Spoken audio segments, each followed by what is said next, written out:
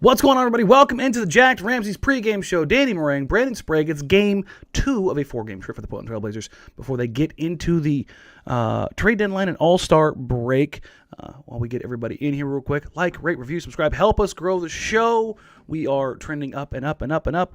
And, you know the deal. If you're watching here on YouTube, click the subscribe button. It's free. It's easy. If you want to join the watch parties, subscribe, join, become a member. Easy. You like that? It's as simple as that, my man. As simple as that. This one's going to be a fun one. I'm simultaneously bummed that Caruso and Lonzo are out because that would have been a challenge for Anfernee Simons to overcome. But on the flip side of that, there's not a challenge for Anfernee Simons to overcome. So, so Simons is going to go nuts. How's Nurk going to do against Vucci? Mm-hmm. You got Levine here doing things. DeRozan's having an all-star season. I'm curious how Portland's going to counteract some of this stuff. We know what Ant has nobody in front of, but how the hell that's the one I gassed that one up first because the other matchups I'm like, it gets ugly. DeMar DeRozan's like the worst matchup in CJ McCollum's career. Nurk has not done well on matchups where he gets pulled out of the paint. The flip side is Vooch is quite literally the NBA's Dr. Jekyll and Mr. Hyde. He is either incredibly good or wildly bad. I don't know what is going on with him this season because for the majority of his career, he was a model of consistency. Yeah. And you look at what, has kind of happened to them or happened to him this year. He just couldn't hit anything to start the year. It was incredible. It was like, what's going on here? Almost like he had a case of the yips. Let's get into Vooch here real quick. He's averaging in the month 18, 11, and 4. Mwah! You love to see it after coming around, but he's only shooting 47% from the field. He's getting up a fair amount of threes, 5, but that's not enough to really change him. The flip side of this is he's not getting to the free throw line, which means he's not really playing in the paint, but he is shooting 90% from the line. Yeah. But 30% from 3. Yeah. I'm curious about their defensive strategy in this one. For the Bulls? No, for Portland. How what everything you're talking about, just think about the way that you play this team. What would your number one MO be? I would be trying to wall off. I would be less concerned with them taking and making threes because you look at DeMar. DeMar's taking 1 a game right now in January. Zach's taking 7, but he's shooting 35%. And again, Vooch is taking 5 and he's shooting 30%. I run these guys. I dare them to shoot, and I wall off. So that's kind of where I was going to go with this. That's what I was thinking, too, because this team has too much athleticism and size against what your team is right now for I think you to be able to win that matchup. So if you're just going from an X's and O's, wins, losses standpoint, make them be hot. Make them have one of those nights Mike Rice used to roll his eyes about and be like, are you kidding me? This guy's hitting all his threes tonight. That's really the NBA. I know, but that's your only answer, I think, today. I mean, you're going to play Chicago, who has a high-potent offense. And I know they've kind of been a little up and down. Mainly that's because of injuries. But if you have any answer, any chance, I think it's going to be doing exactly what you said. Wall them off and say, all right, we're just going to settle with you beating us with this or not. Yeah, when you're taking a look at the Chicago Bulls right now, they have tapered off a little bit. Again, we'll take a look at what they've done this month. I think they're 7-8 in January. Yeah, they're 7-8 in January, which, again, they're missing their best point of attack defenders. Their best defenders in Lonzo Ball and Alex Caruso. They're not getting those guys back for a while. Lonzo may be done for the year because of the meniscus tear. Caruso, it depends how he heals up with the wrist. Unfortunately, obviously he got Grayson Allen and pulled to the ground and broke the wrist. And it was one of those things where I think it was like a little bit like Nasir Little's fall where you're like, oh, that doesn't look good. And then it was like, maybe it's not that bad. And then you get the results and like, crap. So 6 to 8 weeks. What do you think about the 1-game suspension? Okay, on this, I am not just out of curiosity. No. It's fine. I was talking about this with a buddy of mine who covers the Bulls last night. He was very heated about it, and I said, listen, if that wasn't Grayson Allen, if it was any other player in the NBA, would you look at it and go, that's a dirty play? I was like, really, remove the Grayson Allen of it all. Was it a bad foul? Was it a stupid foul? Yes. But if it is anybody other than Grayson Allen, would you consider it dirty? Because I've watched that play like a dozen times, and I legitimately think he's just trying to stop the shot. and he reaches up to grab or knock the ball down, and he just grabs his hand and it pulls him off balance. Yeah. But it is Grayson Allen, so it was probably dirty as hell. So. Okay, so this was my counteract. I know I'm legit sitting here thinking, this dude's really going to tell me that Grayson Allen didn't commit a dirty foul. I see what you're saying from like the outside perspective of was just the play itself, but you cannot dismiss the fact of who it was committed by. You got to dump in it's also Grayson Allen. So accident, sure. Grayson Allen, it was on purpose. And legitimately, because I've seen some things said about him as far as his particular views, and I looked at that and I was like, well, then if that were true, why would he go after Caruso? You know, it's kind of like, that's the last guy he would, you know. Just saying. I know nothing about Grayson Allen's views. I'm not diving into that stuff. I'm just talking about from a basketball perspective. He tends to be on the dirty side of some of these plays, and it's not a coincidence. Yeah, it's not great. I'm actually really looking forward to this game because there's a lot of players for the Bulls that I really enjoy. I really enjoy DeMar DeRozan. I really enjoy Zach LaVine. Vooch, obviously, fight on, baby, USC, and DeMar. Kobe White has been absolutely killing it with Lonzo down. Ayo, the rookie, they've been thrilled with him, his defensive ability. He has been having a monster month, shooting 50, 40, 70, dropping in 10, 4, and 4. Mm-hmm. Filling in very nicely for Caruso, who obviously is going to be out for a while, and unfortunately for the Bulls, they also their other long-rangey defender, the former Trailblazer Derek Jones Jr. will also be out, as is Patrick Williams, who has the torn wrist, but he may come back still this year. So yeah, I saw a thing on that not too long ago. DJ's out for the year, right? His injury. Well. He picked up one knock and he came back a little quicker from it, and then he broke his finger just the other night. Like, it was bad. So it was like, does it need, like, will it need to get repaired, or can you tape it and play with it? Like, the problem is it's right finger. So that kind of makes it an unfortunate situation where it's like, yeah, you really can't even, do anything with it. For the Portland Trailblazers today, the injury report yesterday. We do not have today's quite yet. I imagine it drops here in about 10 minutes.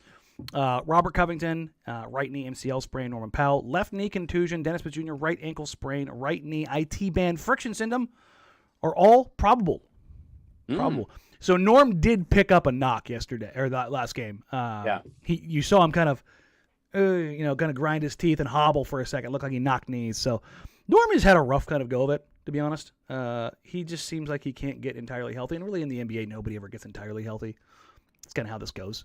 Yeah, I mean, it's a war of attrition, right? Isn't that what they say? You might not have been the best team, but you might have been the healthiest team. And people say what they want to say, but some people view Milwaukee that way. I don't like that. But at the end of the day, hey, if you're there holding the chip, who cares? It kind of how it goes. Peace and Love says, why a DeRozan pick in the background? Put a Blazer up there. 1, I like DeRozan. 2, DeRozan went to USC. And 3, they're playing the Chicago Bulls. Guys, I put up pictures in the background of opponents all the time. Keep up. I mean, he torched. Remember the last game? He torched him in that first half, and I still can't believe they came back and won that game. Yeah. And then he kind of disappeared. Absolutely. I mean, but remember that was their back-to-backs. They started looking tired, and then Portland couldn't miss. Legs. Yeah. Remember that was the win where it was like, oh, maybe Portland, maybe, maybe. And then... It is what it is, It's a matinee game, so just hang out, chill, relax. This is going to be a fun one. Bleak says, breakfast, tacos, beer, and Blazers, hell of a day. Not to mention football. You have a lot of things. I am ready for the football. You ready for the foosball? I am ready for the football. I am ready as well. I want to see some Joe Burrow action. I know everybody wants to talk trade. We'll do a little bit more on that in the post game. This one's going to be a bit of a short one just because it's a matinee game and it's the second game of a 4-game trip before the trade deadline. We're kind of waiting for everything. And I guess it's a good time to point out, Brandon and I will have a live trade deadline show. Yes. So I will launch the show. We will do things as we normally do. I think we'll probably go at maybe 11 because I believe the deadline's going to end at noon our time. I can never remember what time it is, if it's noon or 1. But I believe it's 3 Eastern. That sounds right, doesn't it? It's noon. It's noon. It's noon our time, 3 Eastern. That's what I thought. Okay. Yeah. So, Noah Rosenberg asks, can Nurk do what he's been doing versus Vooch? Vooch is one of the few guys who's got enough size to be like, nah, I don't think so, man. But if Nurk plays under control, he can show some things. Speaking of showing some things, let's get into our jacked up line of the night, ladies and gentlemen. I got quite a bit of action on this game. Ooh, do you? I do. Interesting. So, Blazers are +5. Straight up, they are a +170. And the over-under tonight is 229.5. That's a big bear chase. Nothing? Okay. No, great outdoors reference. I love it. Love it. Big bear chase me. Big bear chase me. Boom, door goes down. Yeah. There's the big bear. Still one of my favorite movies of all time. The Bold I Buddha just Bear. watched it when I had COVID. I was sitting on the couch. It came on like, I don't know, some random channel. I'm like, I'm watching the great outdoors. I don't even care. Not to get derailed too far, the boat scene. One of the more iconic scenes ever. It is. I grew up with a boat almost exactly like that. That speedboat? Yes. 16.5-foot jet boat with a 455 oils in the back. And it was 3/4 of the boat is engine, and there's 5 seats that you kind of stuff your way into, and it did 70 miles an hour in the water, which feels like 150. That might be the whitest thing you've ever said on this show, that you had one of those boats. Oh, yeah, no. My dad was a professional slalom skier. Oh, shit. I didn't know that. Oh, yeah, no. He was really good. Even to this day, he will outski me. Oh, yeah. But gambling-wise, there's been a static prop that I found a new one that I touch. Oh, me too. And I think we touched the same thing. Is it Anfernee Simons over? It is. Where do you have? Wait. What do you? It's part of my 18.5. parlay. I see. I got it at 16.5. Oh. It's at 16.5 over under points. I have him making 2 or more threes. And I have the over of 230 because these teams suck and their defenses don't give a shit. And I got the Bulls -4.5. That's a 4-pick parlay. You know what's funny is there's the only part of that I question is the over. The over, right? Because it's a midday Sunday game. I'm like, yeah, I don't think anybody cares about defense. It could be, or it ends up being like let's just get through this. Like, guys are looking at the All-Star break, you get a little bit of tunnel vision and just kind of slow down just a little bit. But I think what is your overall odds on that? 475 plus 475. I feel like that's probably too good. That feels like it's too good.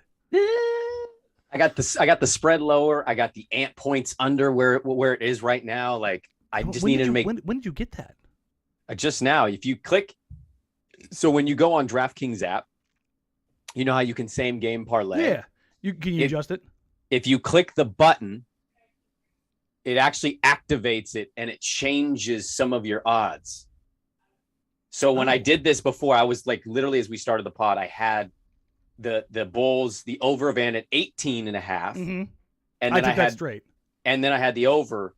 I clicked the same game parlay button and it like refreshed the page. And then all the new props came up and it was 4.5 Chicago, 16.5 Anfernee Simons. And I'm like, oh shit, they're juicing this a little bit. I'm going to take that. Yes. I'm biting, baby. Give me the worm. It just changed to +525. It didn't even let me finish the bet. Yes. Do you want to win more money? It's what it's asking me. You're still going to place this bet, but do you want to possibly win more? Yes, I do. I'm sending it. Overall, I think you look at this game. There's not a ton of storylines outside of as far as like what matters kind of going forward. This is I think the real dog days between now and the trade deadline. So for me, Anfernee Simons gets to put a cap on his best month as a pro in January. Right now he's at 24-7-3, shooting 48, 44, 90. 48, 44, 90. Yeah, that is it's a good month of basketball, ladies and gentlemen. That is an obscene level of production right there. That is consistent production. Has he had some efficient production too, by the way? Has he had some games where he's been underperformed? Yeah, but he has significantly overperformed more often. Also, how many of those games would you say underperformed, or maybe the production isn't there on a night? How much that has to do with the fact that certain people came back from injury? I think there was certainly an adjustment period in at least 2 of those. Yes. unfortunately, unless the league is feeling quite generous, Ant will not win Player of the Month. He will get a nomination. Yeah. But Nikola Jokic is putting up 27, 14, and 9. And wait for this. Yep.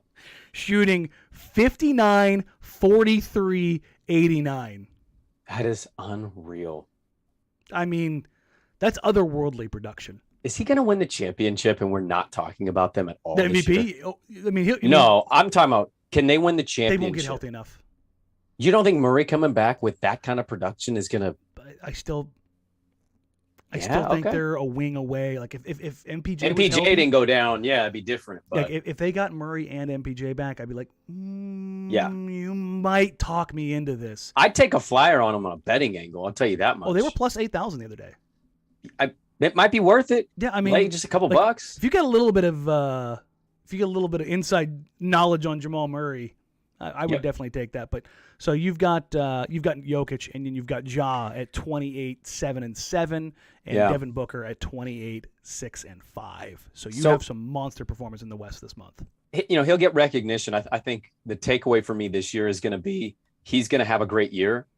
Clearly the most improved in the team. He's not winning any awards. He will not get that kind of recognition. He'll get receiving votes, which I think is great. He'll probably be a top 5 most improved player. I don't doubt that, but I think you look at the way this is kind of trending, and there's been so many insanely good performances from all these players. Ja, Tyler Herro, Miles Bridges. It's insane. It's hard to stand out. The out. next group right now in the NBA is coming up. It is happening right now. It is hard to stand out, I think, right now because of this level of production you're getting from guys. Deserving of being mentioned. There is no doubting it. Deserved of being the top whatever. But I think largely, if you're looking to make any futures bets, I just don't think he's going to have a chance to win that. Most improved. His season numbers now, do you know what he's at for the season? 16, 4 and 3, shooting 45, 41, 92. It's a great leap.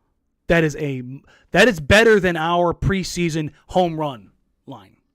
Like, if he's doing this, you've got something. Yeah. And he is smashing through that. Mm-hmm. And the one thing that he said when we had him on was he wanted to shoot 45, 46% from the field, and he's right there right now. He's right even after having that awful December. Yeah.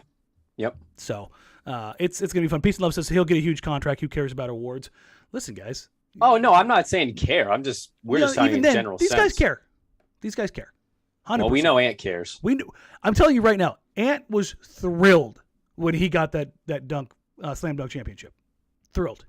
Loved it. Most improved player of the year would net him easily how many more millions of dollars? Would probably, that puts a little capper on that. It's like, oh, you know what I mean? Bloop. It's good for that. It's good for him.